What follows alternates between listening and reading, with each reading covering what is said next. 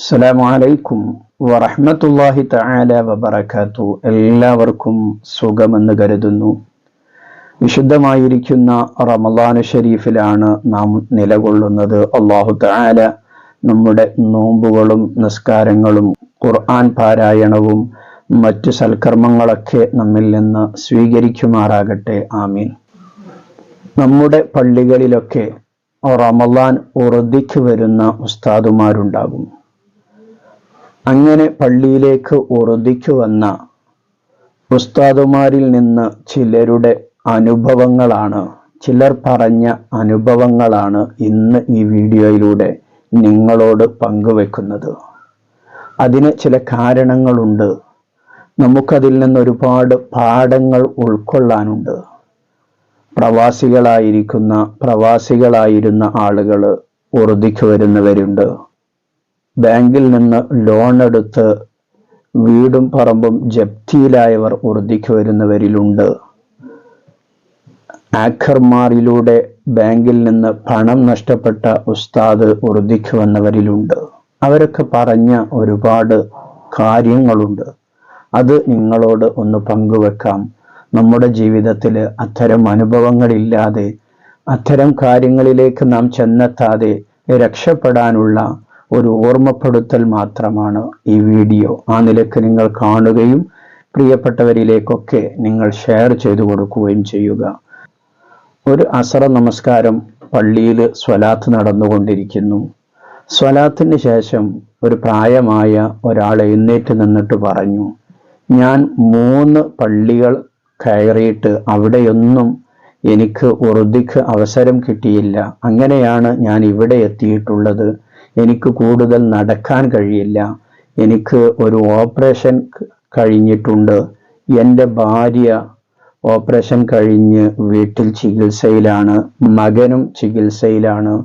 അതുകൊണ്ട് ഇന്ന് ഞാൻ ഈ പള്ളിയിൽ നിന്നോട്ടെ എന്നാണ് ആ പ്രായമുള്ള ഉസ്താദ് ചോദിക്കുന്നത്.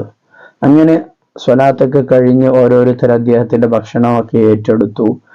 എല്ലാവരും പിരിഞ്ഞു പോയപ്പോൾ ആ ഉസ്താദ് പങ്കുവെച്ച പറഞ്ഞ കാര്യങ്ങളുണ്ട്. 20 വർഷത്തോളം അദ്ദേഹം മദീനയിൽ ജോലി ചെയ്യുന്ന ആളായിരുന്നു, പ്രവാസിയായിരുന്നു.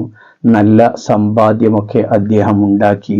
പക്ഷെ നാട്ടിലെത്തിയപ്പോൾ അദ്ദേഹത്തിനിക്ക് ഒരു രോഗം ബാധിച്ച് ആ രോഗത്തിനിക്ക് ചികിത്സയിലായിക്കൊണ്ട് അദ്ദേഹത്തിൻ്റെ സമ്പത്ത് ഒരുപാട് അങ്ങനെ ചെലവഴിച്ചു. അദ്ദേഹത്തിൻ്റെ ഭാര്യക്ക് രോഗം വന്നു. അദ്ദേഹം ആ ഭാര്യയുടെ രോഗത്തിന് വേണ്ടി കുറെ ചെലവഴിച്ചു. അദ്ദേഹത്തിൻ്റെ മകനിക്ക് രോഗം വന്നു, അതിനു വേണ്ടി ഒരുപാട് പണം ചെലവഴിച്ചു.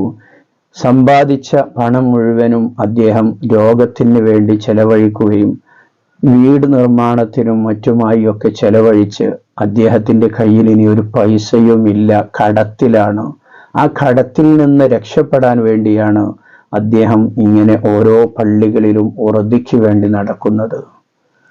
പ്രവാസികളായിരിക്കുന്ന പ്രിയപ്പെട്ട സുഹൃത്തുക്കൾ, നാം പ്രവാസ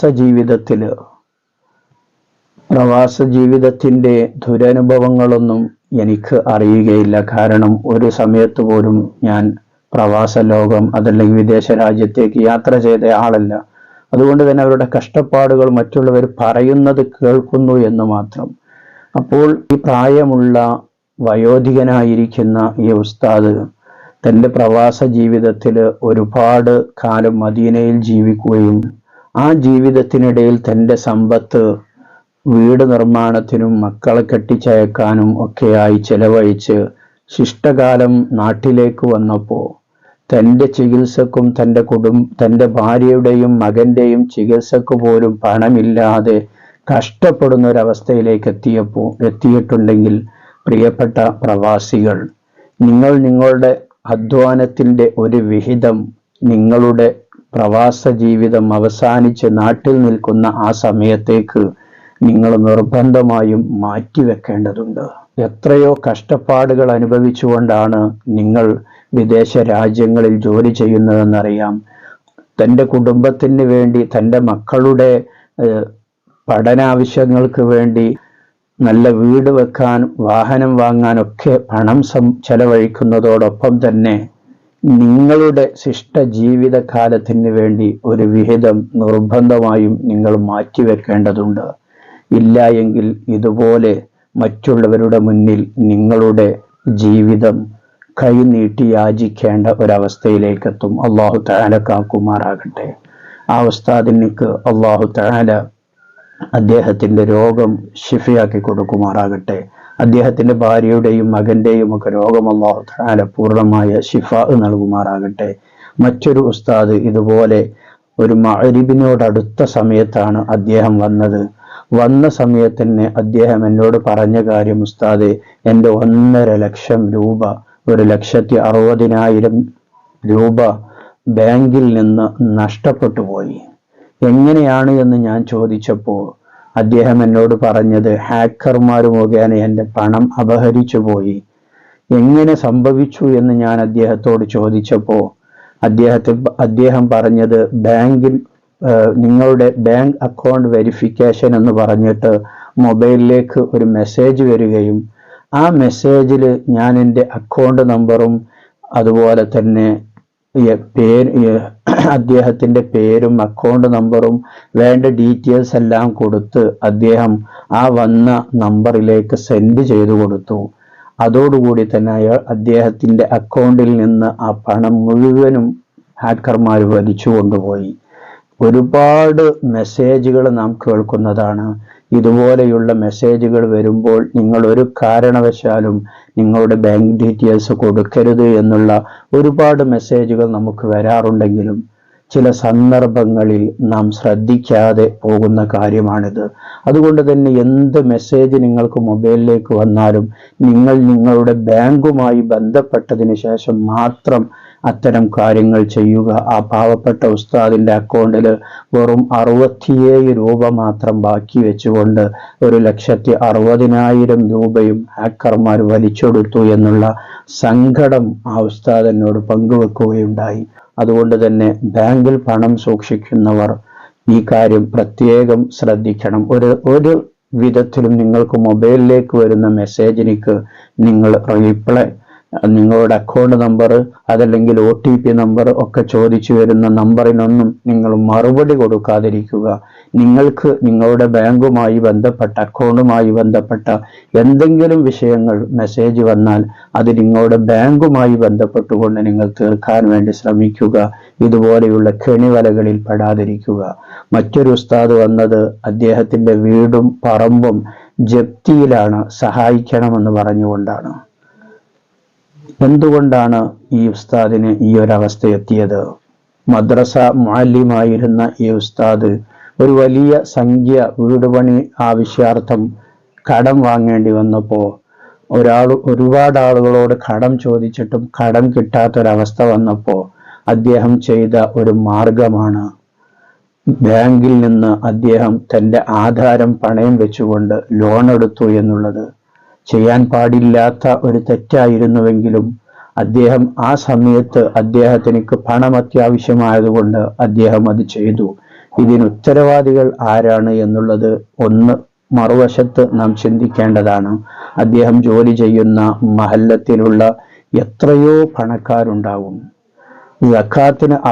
സക്കാത്ത് കൊടുക്കാൻ അർഹരായിരിക്കുന്ന, സക്കാത്ത് കൊടുക്കാനും അതിലപ്പുറവും സമ്പത്തുള്ള ഒരുപാട് ആളുകളുണ്ടാകും. അവരൊക്കെ ഒന്ന് ആ ഉസ്താദിനെ ആ സമയത്ത് സഹായിച്ചിരുന്നെങ്കിൽ ഈ ഒരവസ്ഥയിലേക്ക് എത്തുമായിരുന്നില്ല.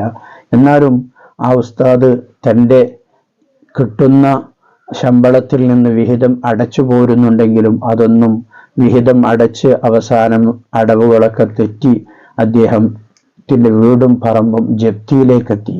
പരമാവധി ഉസ്താദുമാരാണെങ്കിലും അല്ലാത്ത ആളുകളാണെങ്കിലും ബാങ്ക് ലോണുമായി ബന്ധപ്പെടാതിരിക്കുക. കഴിയുന്നതും ആളുകളുടെ കയ്യിൽ നിന്ന് പണം വാങ്ങിയിട്ട് അവർക്ക് തവണകളായി തിരിച്ചു കൊടുത്താലും ബാങ്ക് പലിശയുമായി ബന്ധപ്പെടാതിരിക്കുക. അതിന് നാം ഒരിക്കലും തയ്യാറാവാതിരിക്കുക. അല്ലാഹു തആല നമ്മെ കാക്കുമാറാകട്ടെ. ഈ 3 അനുഭവങ്ങൾ നിങ്ങളോട് പങ്കുവെച്ചത് ഇത്തരം കാര്യങ്ങൾ നമ്മുടെ ജീവിതത്തിൽ ഇല്ലാതിരിക്കാൻ വേണ്ടിയാണ്.